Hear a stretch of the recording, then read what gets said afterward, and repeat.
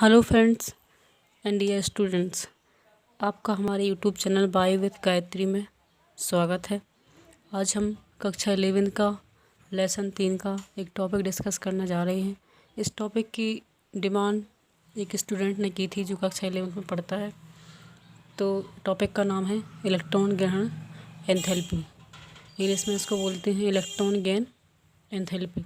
यानी बेसिकली यदि आमतौर पर देखा जाए तो कोई परमाणु गैसीय अवस्था में रह के दूसरे परमाणु से इलेक्ट्रॉन ग्रहण करता है, तो जब वो इलेक्ट्रॉन दूसरे परमाणु की कक्षा से आके उस कक्षा जो परमाणु ग्रहण करता है उसकी कक्षा में आता है, तो कुछ वो अपनी ऊर्जा और कुछ जिस परमाणु की कक्षा में आता है उस कक्षा से या उसके केंद्रक से ऊर्जा लेकर अधिक मात्रा में ऊर्जा उत्सर्जित करता है। उस ऊर्जा को हम कहते हैं क्या? इलेक्ट्रॉन ग्रहण एंथैल्पी। ये तो हो गई हमारी भाषा में। अब देखते हैं किताब में या नॉर्मली क्या बोलते हैं इसको किताब की भाषा में।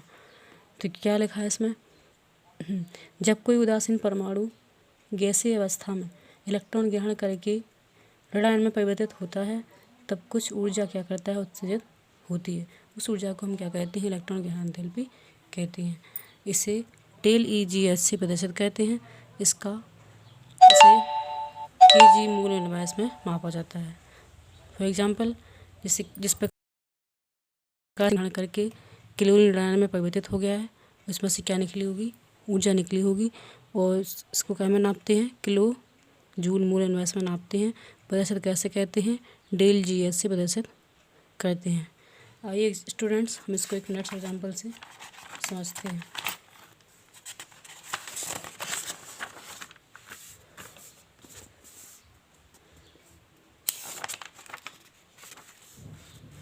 जैसा कि हमें पता है कि क्लोरीन का परमाणु क्रमांक 17 होता है और इसका इलेक्ट्रॉनिक विन्यास होता है 2, 8 और 7। आई होप आपको इलेक्ट्रॉनिक विन्यास करना आता होगा।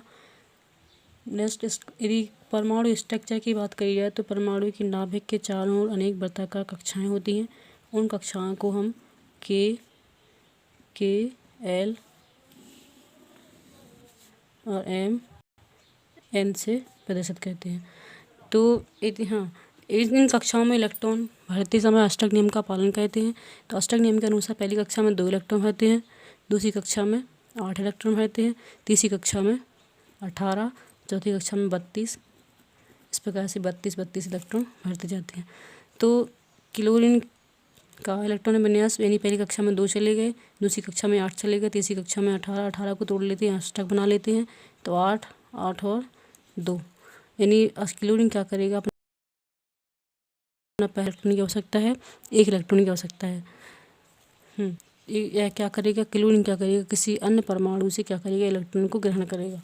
मान लो कि वह परमाणु क्या है? सोडियम है। सोडियम का परमाणु क्रमांक क्या होता है? 11 होता है। इलेक्ट्रॉनिक विन्यास क्या होता है? 2 और 8 होता है और 1 भी होता है।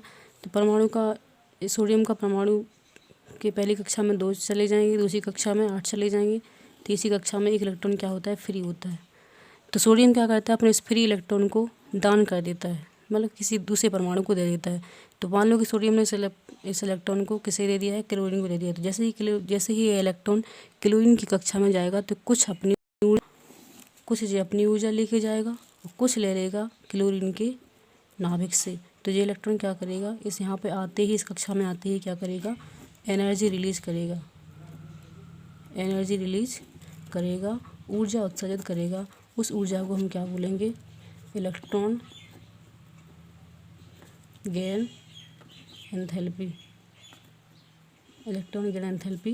बोलेंगे। क्यों? क्योंकि यह ऊर्जा इलेक्ट्रॉन ग्रहण करने के बाद निकालेगी, इसलिए इसको हम क्या बोलते हैं? इलेक्ट्रॉन ग्रहण एंथैल्पी कहते हैं। आइए नेक्स्ट देखते हैं प्रभावित करने वाले कारक। पहला है परमाणु त्रिज्या। देखिए स्टूडेंट, हमें पता है कि जिन परमाणु क्रमांक ज़्यादा होता है तो उनका परमाणु आकार भी ज़्यादा होगा। परमाणु आकार ज़्यादा होता है तो परमाणु त्रिज्या का मान भी ज़्यादा होता है। तो परमाणु त्रिज्या का मान ज़्यादा होने पर जो अंतिम कक्षा है वो नाभिक से दूर चली जाती है, इसलिए नाभिक का आकर्षण कम होता है। इसलिए कोई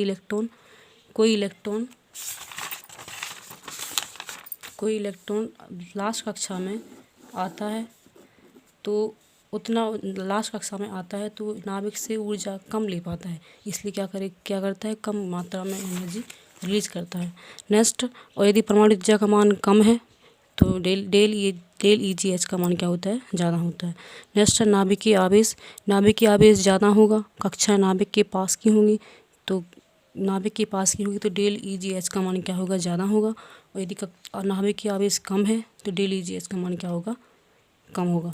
फिर इलेक्ट्रॉनिक विन्यास, जिनका परमाणु क्रमांक स्थायी होता है, ना तो वे इलेक्ट्रॉन किसी को देंगे ना किसी से इलेक्ट्रॉन लेंगे। जब इलेक्ट्रॉन लेंगे ही नहीं तो डेल EGH का मान क्या होता है, यहाँ पे 0 होता है। अब देखते हैं आवर्त सारणी में। तो आवर्त सारणी में सबसे पहले देखते हैं वर्ग में। तो आवर्त सारणी में वर्ग में ऊपर से नीचे चलने पर, यानी ऊपर से नीचे आने पर अचानक से परमाणु क्रमांक में वृद्धि होती है तो परमाणु आकार भी बढ़ता है। परमाणु आकार बढ़ने के साथ साथ क्या होता है, परमाणु त्रिज्या भी बढ़ जाती है। परमाणु त्रिज्या अधिक होने पर क्या हो जाता है, डेल EGH का मान क्या हो जाता है, कम हो जाता है। और परमाणु आकार छोटा होगा तो डेल EGH का मान क्या होगा, ज़्यादा होगा। क्यों होगा ज़्यादा, क्योंकि नाभिक के पास रहेगी की कक्षा तो नाभिक से ऊर्जा लेके अधिक मात्रा में ऊर्जा रिलीज कर सकती है। नेक्स्ट देखते हैं आवर्त में। तो आवर्त में बाएं से दाएं जाने पर, देखिए स्टूडेंट्स, आवर्त में बाएं से दाएं जाने पर इलेक्ट्रॉन की एंथैल्पी का मान क्या होता है, बढ़ता है। क्यों बढ़ता है, क्योंकि परमाणु क्रमांक क्रम से बढ़ता है। तो परमाणु क्रमांक क्रम से बढ़ने के साथ साथ परमाणु क्रमांक तो बढ़ता है लेकिन परमाणु का आकार ज्यों का त्यों रहता है, मतलब एकाएक नहीं बढ़ता, अचानक से नहीं बढ़ता। इसलिए यहाँ पर क्या होता है, डेल EGH का मान क्या हो जाता है, बढ़ता है। और यदि परमाणु आकार बड़ा होगा तो डेल EGH का मान क्या हो जाए, घट जाएगा। कुछ एग्जांपल दिए हुए हैं, जैसे लिथियम का कितना होता है, -60, और देन बेरिलियम का क्या होता है, +66, बोरोन का क्या होता है, 83, कार्बन का -122, देन फ्लोरीन का होता है -328। Thank you for watching.